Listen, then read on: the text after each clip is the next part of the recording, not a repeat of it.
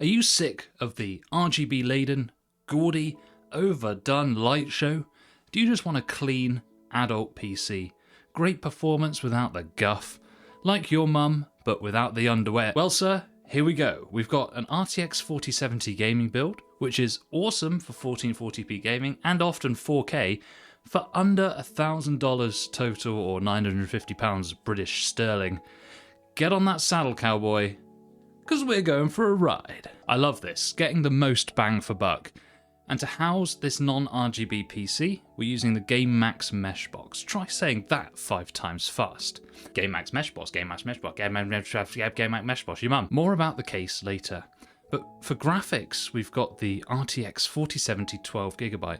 The Palette Dual version, actually, which comes in at £550, which is under the RRP. If you're worried about the 12GB of VRAM, which seems to be the talk of the town right now, you could go for a Radeon RX 6800 XT for about the same, or an RX 6800 for a bit less. Both of those have 16GB of VRAM. But in most situations, the 12GB of the 4070 will be fine. But there are some newer games, especially single-player games, where cranking the settings up can tax that 12GB a bit too much. Out of the three, the 6800 XT is the best buy. The only downside is that it draws a bit more power from the wall. To keep this system well priced, we're using some sweet spot components. First up, the Ryzen 5 5600. 6 cores and 12 threads is just about right for modern gaming. It's not the latest generation, so it's not as upgrade friendly as the newer AM5 CPUs, but it's significantly cheaper all round, about half of the AM5 equivalent, the Ryzen 5 7600. It comes with a cooler, which we'll use to save money as well, but you can get cheap tower coolers for under 20 quid, which are plenty for this class of CPU. If you love high frame rates and usually play esports titles at lower settings, the Ryzen 7 5800X 3D would be a real sweet upgrade. Just make sure you grab at least a basic tower cooler to go with it. The motherboard is the Gigabyte B550M DS3H AC. It's a bog standard B550 micro ATX board with Wi-Fi, and it's absolutely plenty for this system. If you saw my recent video about motherboard pricing and how we tend to overbuy on our motherboards, you'll know that this class of motherboard is perfect for a Ryzen 5 CPU. For memory, we're going bog standard, 16 gigs of DDR4 3600 Corsair LPX. That's just done. Though you could get 32GB for just £30 more, which is probably worth it.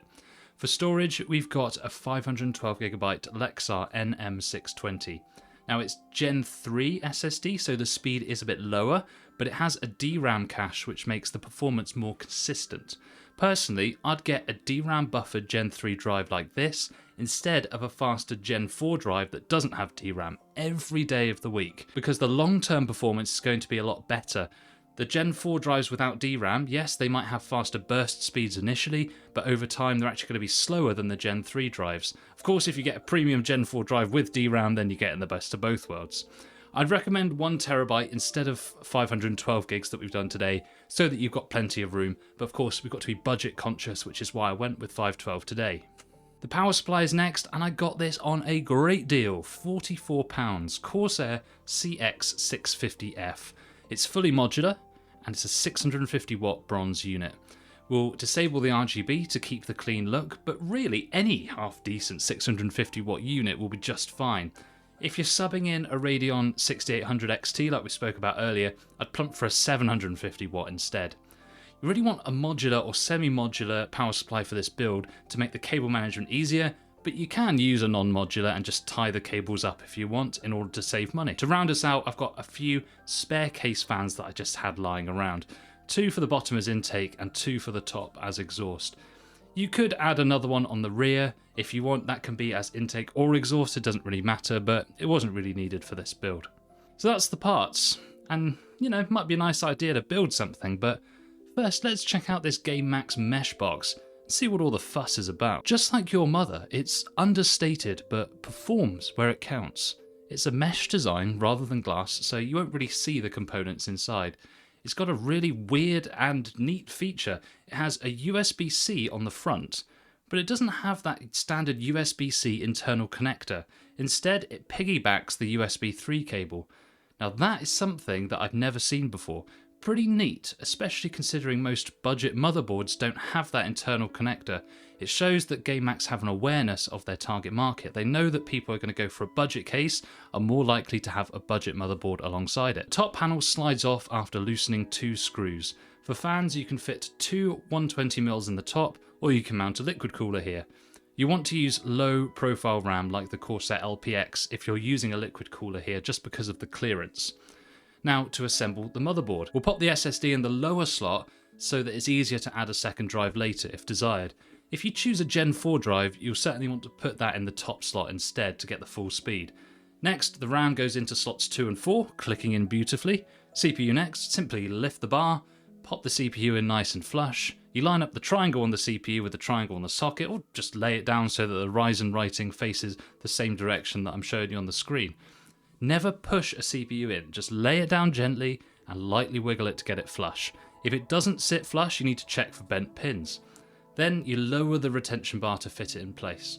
For the cooler, you just undo the clips here and then unwrap the Wraith Stealth cooler, screw the Wraith Stealth cooler down. Now my top tip is to tighten diagonal corners and never tighten them all the way on the first pass. Tighten a bit, go diagonal, go to the left, tighten a bit, go diagonal, tighten a bit, and then just repeat until they're all tight. Then plug the fan, obviously, into the fan header.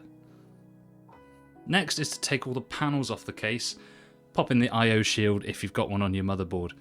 Now this case will take ITX, micro ATX or full ATX motherboards, though I'd recommend micro ATX to save money and to make the sizing a little bit more comfortable.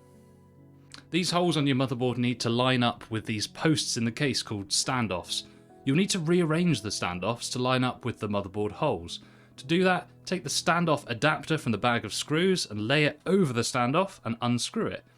Then do the reverse in the position that you need. Here's how ours lines up. Time to lay the motherboard down. Line the holes up, then use the screws with the little hats on them to tighten down. I usually start in the middle. From there, you can screw down in any order. Flipping the case over, we can see the front panel cables. The little cables are for power LED, reset switch and power button. The USB 3 cable carries the USB 3 port and in this case the USB-C port. The HD audio cable is for the headphone jack on the front. We're going to feed these through the back through these routing holes and then we'll hook up the front panel connectors, USB 3 and HD audio to the headers on the motherboard. The bottom of the case can hold 2 120mm fans, so we'll hook these up now. There's a dust filter included, which is actually really flimsy and low quality, and it's a real pain in the ass to get it back in after you've taken it off. Because we have more fans than we have motherboard fan connectors, we'll use this splitter and connect it to the CPU fan header. Power supply now. The mesh box takes a regular ATX power supply. If your unit is modular like mine, hook up the cables for SATA, motherboard, CPU and video card.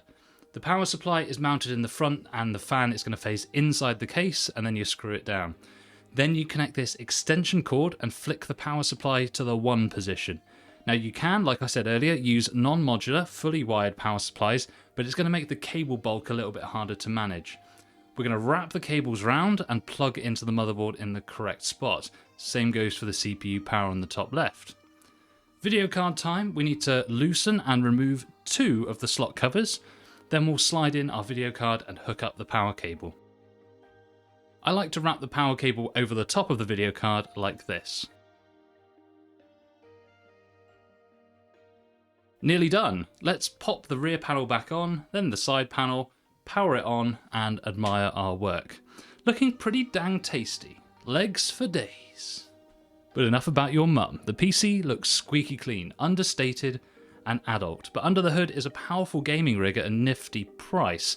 I think we can all agree that it looks stylish. It's like basically a bigger version of the SSUPD Meshlicious. But how does it perform? I've done the tests, let's see them.